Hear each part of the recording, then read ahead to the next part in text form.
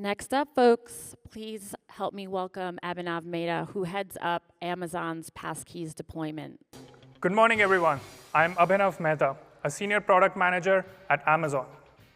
I lead our initiatives around sign-in experiences, focusing heavily on passkeys and passwordless authentication. Today, I'm going to share Amazon's journey to 175 million passkey customers worldwide. It's a story of learnings, challenges, a bit of champagne, and one surprised fiance. More importantly, I'll share practical strategies which you can apply, whether you're rolling out passkeys or scaling customer adoption of any new technology. The key is to ensure both security and ease of use to drive widespread adoption. So let's go back to September 2023, when we dialed up passkeys for our customers. We were in a war room, that's our war room, and there was a mix of excitement and nervousness swirling around. The plan was to enable 50% of Amazon customers to be able to set up and use passkeys on Amazon. It was an experiment, and we had champagne ready because every launch needs a touch of celebration and a lot of nail biting. Because at Amazon, the complexity was high.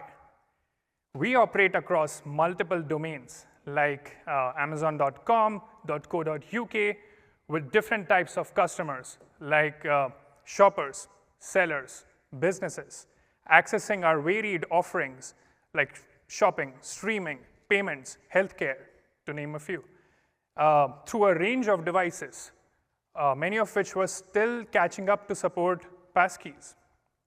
But our goal was simple: experiment until we get statistically significant results, which showed either improved security or reduced friction, or hopefully both. We hit the button. This guy did, literally, to be specific. And we watched the dashboards, waiting for that first magical customer passkey to be created. And that did happen, but it was not any usual customer. Turns out, one of our lead SDEs had just gotten engaged, and he thought that the best way to impress his fiancée is to have her set up a passkey at Amazon. A lot was at stake. Thankfully, it worked. I sometimes wish my wife could be as impressed with what I worked on. Like, I once tried explaining to her how passkeys could save her from remembering all those passwords. And she said, yeah, I just use the same password for all my accounts. But I do change the caps lock of one of the letters in it, so maybe that'll help. I was like, OK, we need to talk. Anyway, despite that quirky start, something groundbreaking happened. We saw that for the first time, from the same authenticator, both security and friction improved. Customers were signing in more successfully, 6 times faster, and more securely than ever before. And by October 2023, we had rolled this out to all eligible customers worldwide. Now, with the initial success of passkeys, we knew that it's no longer just a promising technology, but the future of authentication. So we set an ambitious target for 100% passkey adoption and the complete elimination of passwords from Amazon. We set a target date for removing passwords entirely and worked backwards from that to create a roadmap. Now, while I can't share that date, but it's sooner than you might expect. And for passkeys, our goal was not just enrollments, but also usage. We did not want passkeys to be sitting unused in customer accounts, but we wanted them to replace passwords altogether. And for the first year, we took a challenging yet achievable goal, something which we were 70 to 75% confident in hitting, because this ensured that we were not playing it too safe, and yet we kept our teams motivated. So next, we broke down our passkey adoption strategy into 2 tracks. One to drive enrollments, and the other to focus on increasing usage. And that's where we leaned on a classic, Geoffrey Moore's Crossing the Chasm. It's the idea that any tech adoption starts with a small group of innovators followed by early adopters. These groups sign up just for the fun of it, for the thrill of it, because it's latest tech. Everyone here, even those who are looking at it virtually, are part of these groups.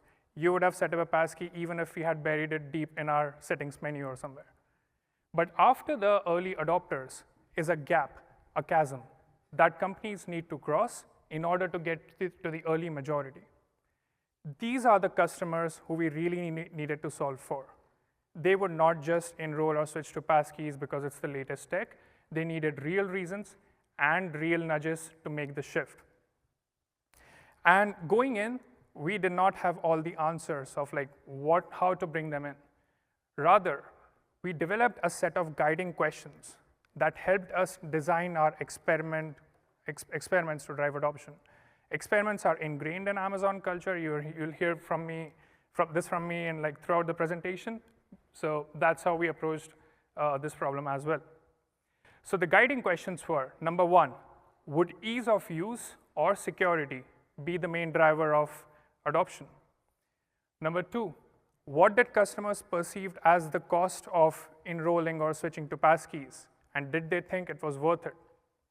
Number three, how much time and effort are customers willing to spend to enroll or switch to passkeys?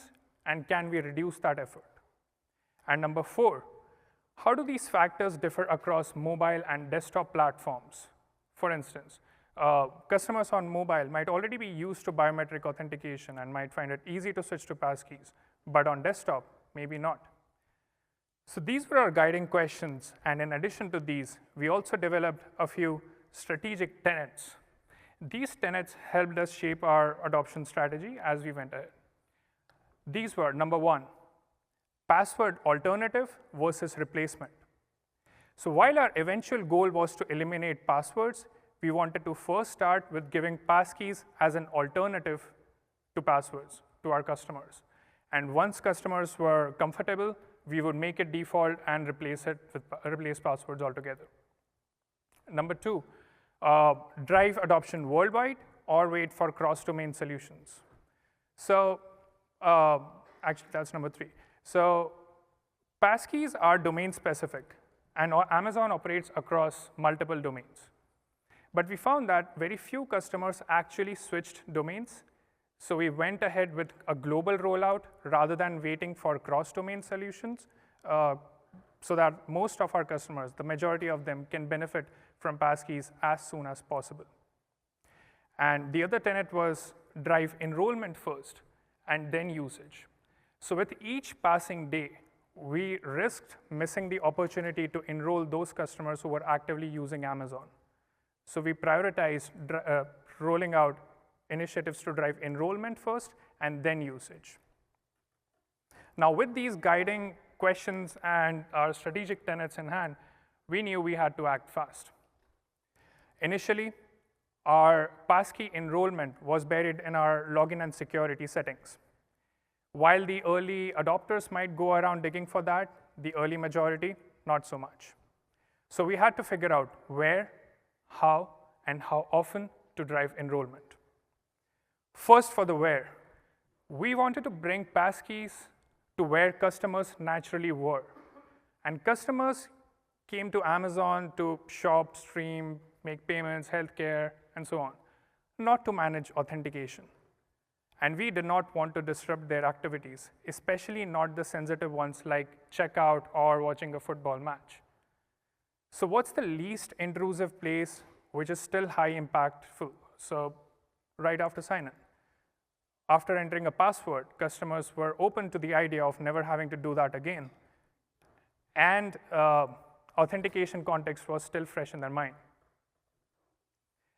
Regarding the how, we started with user research and some learning from some past experiments, such as when we nudged our customers to add mobile numbers to their account. And through these, we found that convenience-focused messaging, like skip the password next time, resonated more with the majority as compared to security-focused messaging, like keep hackers out. We also tested the wording of the decline option, and rather than using neutral phrases like skip or not now, we went ahead with no, keep using passwords. It's a small change, but it drove higher enrollments. Now, with these initial learnings, we scaled up and launched full-fledged experiments for all our customers. We showed different treatments to different customers to see what works. The treatments we showed were treatment 1. Right after sign-in, customers saw this simple nudge where they could either set up a passkey or click on no, keep using password. In treatment 2, we proactively clicked the set up a passkey button on behalf of our customers.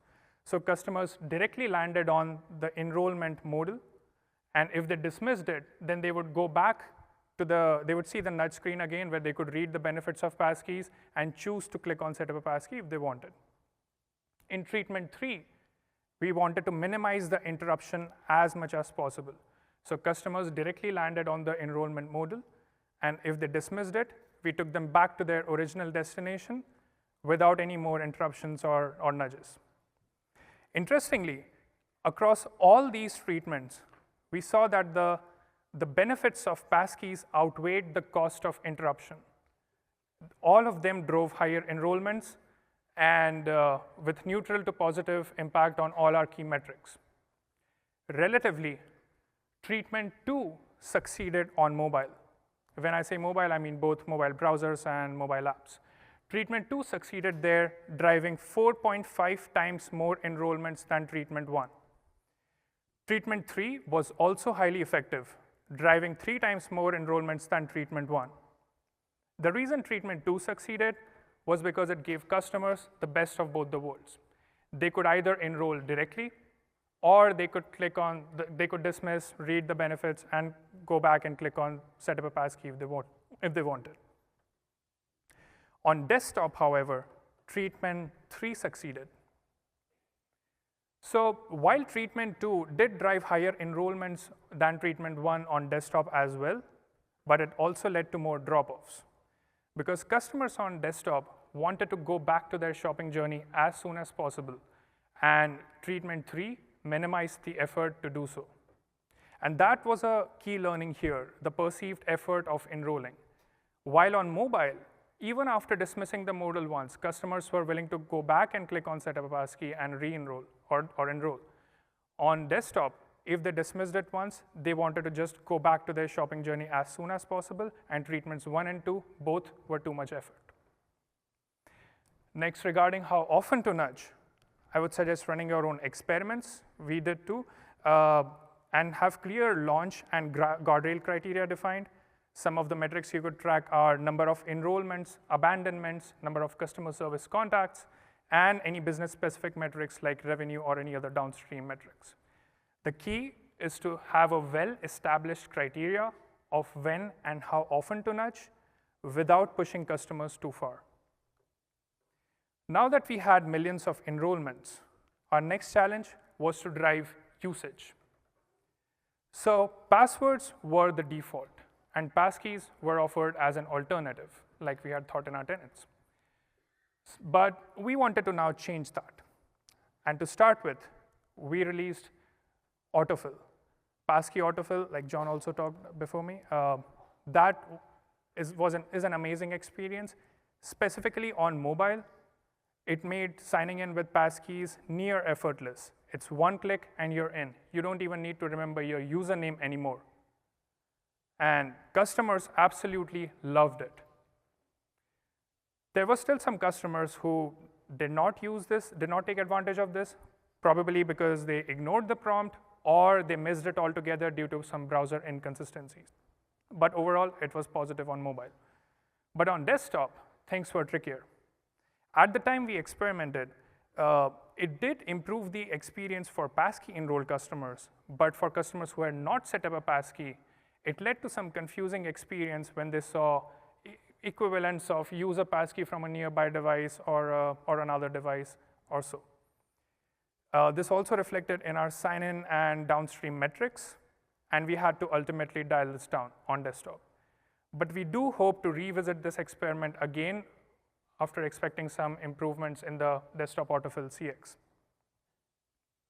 Next, We wanted to help those customers who either missed an autofill suggestion on mobile or were not even presented one on desktop. So we designed an experiment to make passkeys default by automatically clicking the Sign in with Passkey button after they entered their username. So after entering the username, they would directly land on this Passkey biometric prompt. And if they dismissed this, then we would take that as a signal that they really do not want to use a passkey, and we would show them the password screen with passkeys as an alternative. To fine-tune this, we again designed an experiment with two treatments. Treatment one, auto-clicked the passkey option only if the customer's passkey provider was the same as the platform they were signing in from.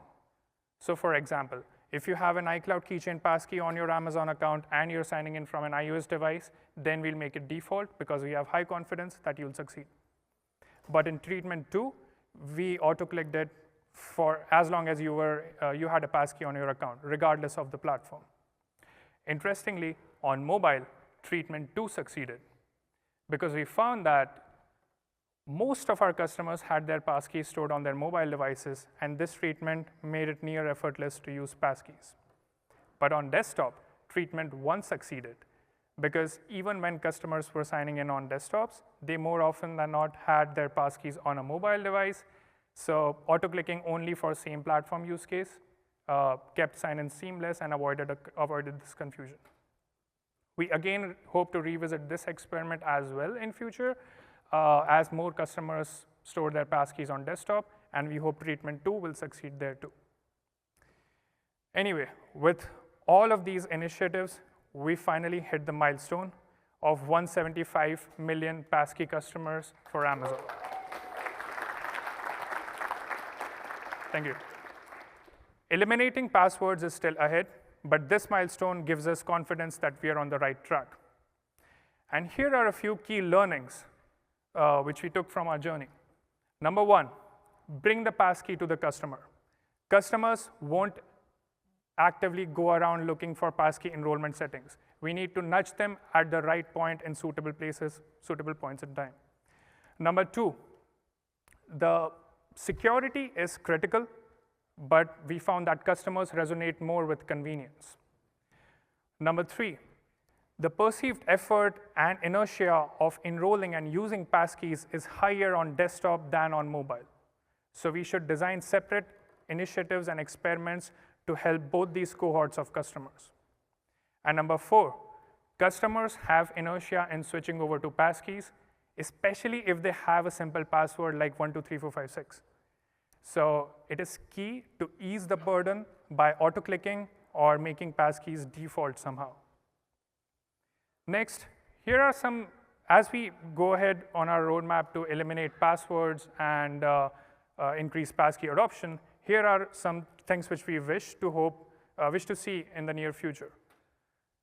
Some of the important ones are, we look forward to the ability to automatically enroll or conditionally create passkeys for password customers, ideally without requiring a recent sign-in, so that we can benefit those customers who are almost always signed in. That will be the next needle mover for us. Another important one here is that we hope that the amazing work which FIDO Alliance is doing worldwide leads to a broader recognition of passkeys as MFA or equivalent, especially with the regulatory bodies, so that we can remove the annoying OTPs which you all hate. Others I'll leave for offline reading, but that's all from me today. I hope our journey, our learnings from our journey will help you as you scale passkeys or roll out any new customer technology. Thank you.